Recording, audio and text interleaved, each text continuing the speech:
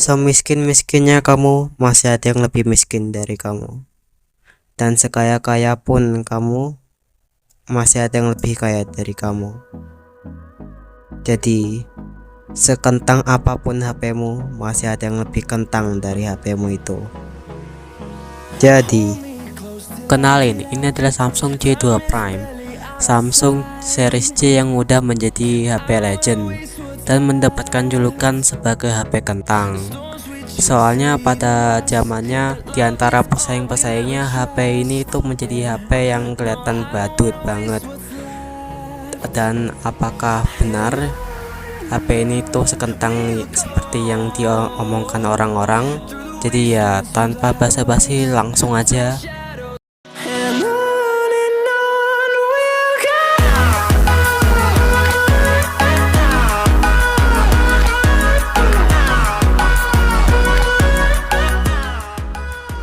Viewers, saya Silgan dan hari ini kita akan membahas dan mereview HP legend. Ya, ini dia Samsung Galaxy J2 Prime. HP ini adalah HP yang dirilis pada November 2016 dengan harga rilis di Indonesia sekitar 1,8 jutaan. Dan untuk sekarang HP ini bisa kalian beli dengan kondisi bekas dan rentang harga sekitar 100 ribuan. Untuk spesifikasi dari HP ini, dia menggunakan chipset MediaTek MT6735, RAM 1,5 GB dan internal 8 GB. Yang kita akan coba buat uji performanya nanti, mengingat bahwa HP ini itu punya julukan sebagai HP kentang.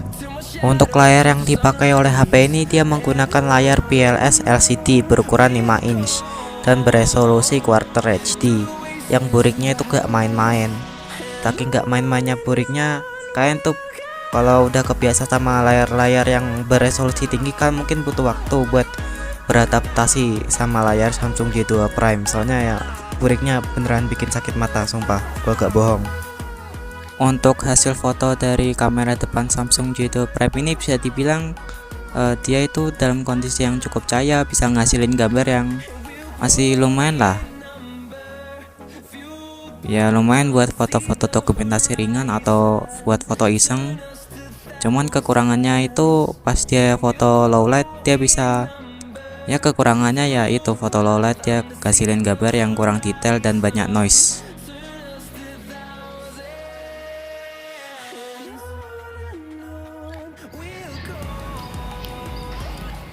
Oke, jadi ini adalah perekaman dari Samsung J2 Prime. Oke.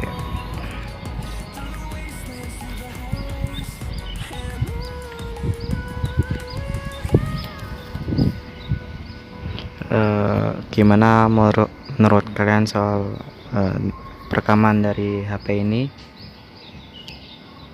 Ya, yang penting kita gak boleh berekspektasi terlalu tinggi karena HP ini itu kan gak tau lah masalahnya apa aja. Untuk sistem dari HP ini dia menggunakan Android 6 alias Marshmallow dan menggunakan UI TouchWiz khas Samsung. Cuman ya ROM ini itu agak sampah dan pelit penyimpanan. Ya jadinya gue memutuskan buat custom ROM HP ini menggunakan Lineage OS 14 yang berbasis Android 7.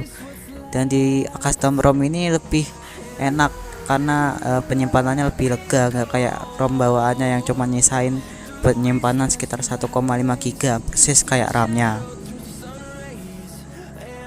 Dan bagaimana performa dari Samsung J2 Prime ini di tahun sekarang? Apakah masih lumayan atau emang udah ampas?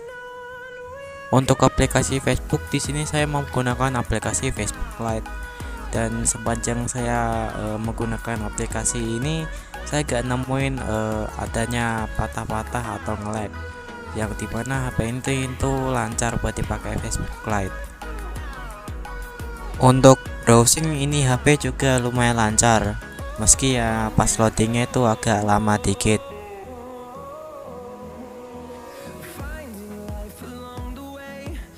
Untuk aplikasi Telegram ini juga lancar, no minus dan mulus. Saya juga coba main TikTok-TikTokan lewat TikTok Lite di HP ini, dan ternyata HP ini juga lancar dipakai buat TikTok.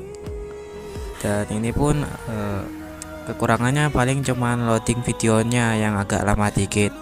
Untuk kemampuannya dalam gaming, di sini saya uji pakai game Ultraman Fighting Evolution Zero. Dan di sini kalian bisa lihat kalau FPS-nya itu mentok di 60 fps stabil.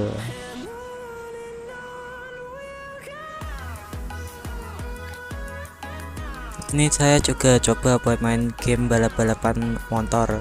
Dan di sini kalian bisa lihat kalau FPS-nya itu mentok dan stabil.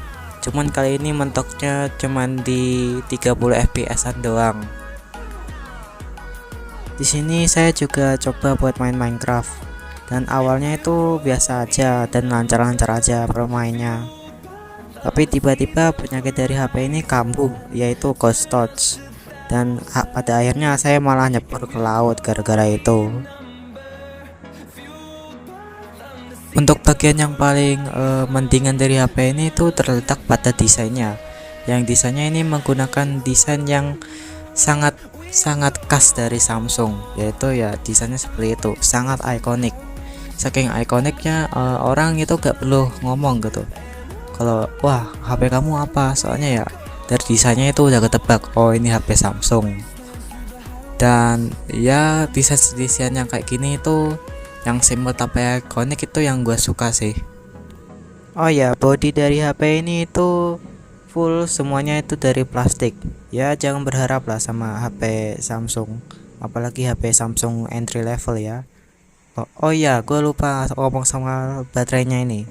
Dia ini punya baterai berkapasitas 2600 mAh, yang dimana baterainya ini ya udah boros, udah gitu ya dia ini punya banyak penyakitnya lagi. Kesimpulannya HP ini tuh bisa dibilang lebih cocok buat dipakai sebagai HP koleksi atau enggak HP secondary buat tahun sekarang. Soalnya ya mengingat dari performanya untuk dipakai sekarang itu harus kalian pakai dengan penggunaan yang super duper ringan banget. Kalau kalian paksain buat ngelakuin pekerjaan berat ya of course HP-nya itu gak bakal kuat. Jadi ya mungkin segitu aja buat review gua. Oke, bye.